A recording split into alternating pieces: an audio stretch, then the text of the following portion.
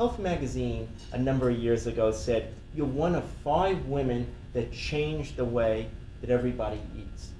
It's a pretty powerful statement. It was wonderful. I couldn't believe it. What do you think that they attribute that to? Since a lot of people do agree, but what do you personally think that they attribute that to? They actually had, after each one of our names, they had a sentence or two of answering that question, and I haven't memorized mine, but it was something along the lines of having kind of made it, I don't know, I built some kind of bridge to plant food that was very basic, a basic bridge. They had another author who I greatly admire, Deborah Madison, who wrote the Greens Cookbook. She's the one who made it beautiful and tasty, but I was the one who built the bridge. That's fine. Because the bridge was out, and now it's in. And I think there was an accidental kind of what I call a happy coincidence, something that was not intentional but had a good effect.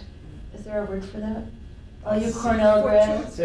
Fortuitous, yeah. It's serendipitous. I love being around Cornell people and stuff. And I had no idea when I was first jotting down, and it was all done by hand. There were notes. There were notes from my notebook, and then there were notes I wrote after my shift at a restaurant when customers wanted to know how could they make this at home, and I'm kind of jotting something down.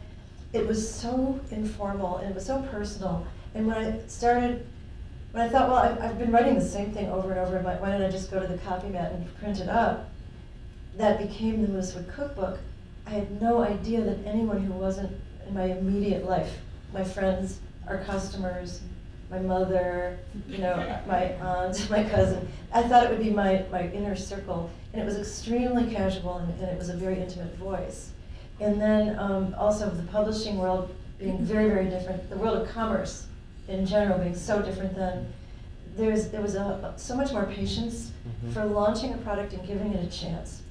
These days, it's just literally breathtaking. It's like, for friends of mine who are filmmakers, a movie comes out, if in the first 2 days it doesn't have a certain box office, it's yanked and it's a failure. Or give time for word of mouth. And I feel so fortunate that in 1970, whatever it was, well, 77 was the 10-speed edition, but I had an earlier one that I self-published that's just only a little bit embarrassing. It's pretty rough. But in 77, when 10-speed put my book out into the greater world, there was no time limit to how long it would take to catch on, and it did not catch on right away. It took years.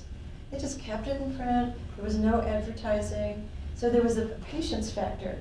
And so gradually over, let's say 3 years, it started selling. It started word of mouth.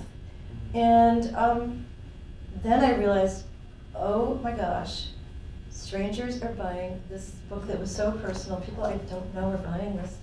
And I thought, well, give it back to me so I can slick it up and make it more formal. But it was a done deal.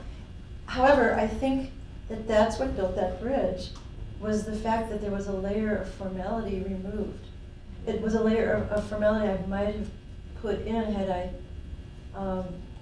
there been cause for self-consciousness, but there wasn't any.